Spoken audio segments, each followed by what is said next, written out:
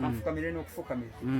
Kumbe Katonda apulaningira Kyagulanyi ku bintu bye twegomba okubeera naye ate munnanga ate ne kituukirira. So byengenda okubeera nga nkutuusaako munnanga ate omwami ono engeri gy'abadde ayogera munnanga ate ku Bobi Wine. So nga ate omuyimbi King Saha muganda wange asumuludde munnanga ate oluyimba. Kaakati nno oluvannyuma lwa Bebe Cool okumugamba nti nno tanaaba asazeewo amufulumize akayimba. So nga ate Wayne Nwagi nabyo ngenda kubeera nga mbikutuusaakoko mu maaso awo.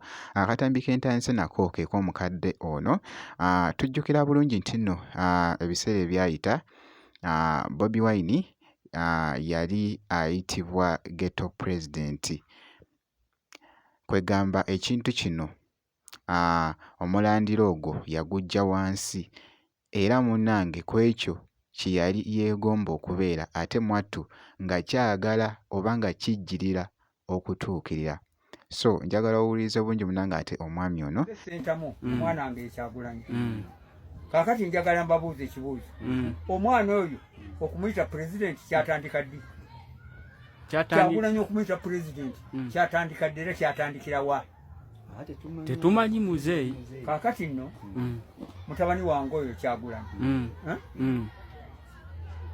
okumuwa ekitiibwa ky'obwa president ng'akyali mu ghetto ne bamuyita president wa ghetto. Kumbe Katonda apulaninga kanfukamire n'okufukamira. Kumbe Katonda apulaningira Kyagulanyi okubeera president wa Uganda aleme kukoma kuba president wa ghetto. Era omwana oyo mwagaliza abeere president wa Uganda mu kiseera Katonda yennyini kyateeseteese kubanga bwe mbadde nsoma mubuulizi 3 ni mu Bible yagambye buli kimu kirina ekiseera kyakyo. Omwana oyo alina ekiseera wajja okuba nti mukulembeze wa Uganda. Ekiseera kye kijja today or tomorrow. Today or tomorrow. Anytime Kyagulanyi is becoming to be the president of Uganda. Today is the president. Kubanga president wa Nuupu. As well as president wa ghetto.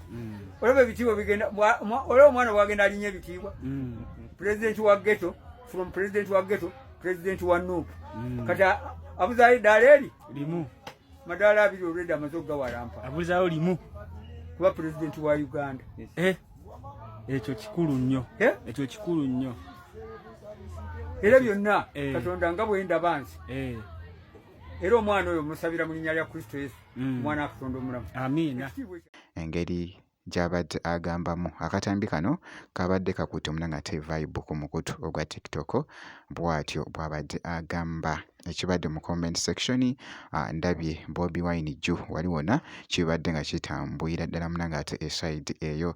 Omuyimbi King Saha avuddeyo n'ayirizinga munnanga ate oluyimba luno wasindika okunaaba omuwulira papa kukulu eno bagamba bugubugu simuliro nekiyita bagguluse otega wansi nakajobunaku kemanya era yensonga lwaki tutambulira kwa wafesi waliwo abali ng'asaaga asoose n'agamba nti nno it was a freestyle naye abadde ali mu kusaaga naye omusajja agambye n'agamba nti nno gendako ku mukutu otegeko History by King Saha ogenda kucakala boy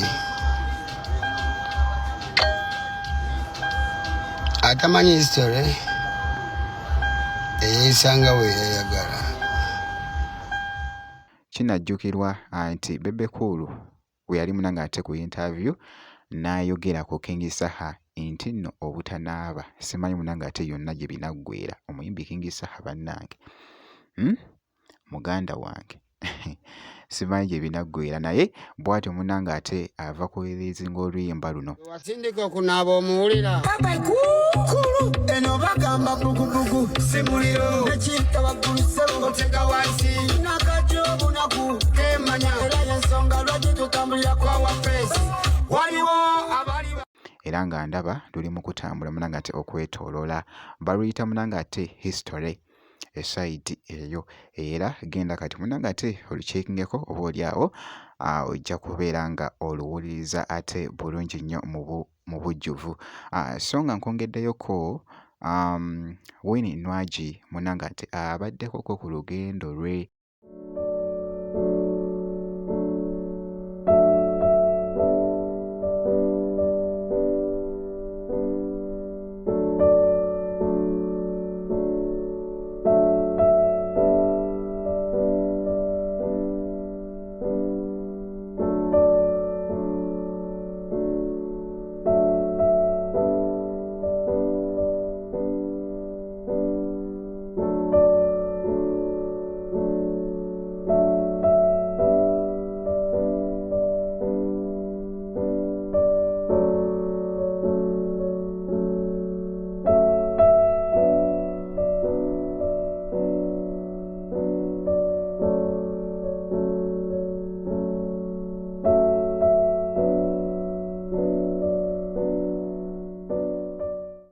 Era nga bw'ogezaako okulaba mwana muwala ono mpozzi n'ebitambula baakamala okuvaayo munnange ate ne bakola oba ne badda munnange ate mu luyimba lwa Khalifa Aganaga balukozeemu munnange ate remix. Eddie Kenzo, Winnie Nwagi, Lily Pazzo n'ani omulala Khalifa Aganaga ne Weasel. So Winnie Nwagi munnange ndabye wali nti abadde akituddemu naye genda kati munnange ate oluceekingeko kasita obeera nga tonnaba naye nakyala munnange ate bw'atyo bw'abadde alabiseeko.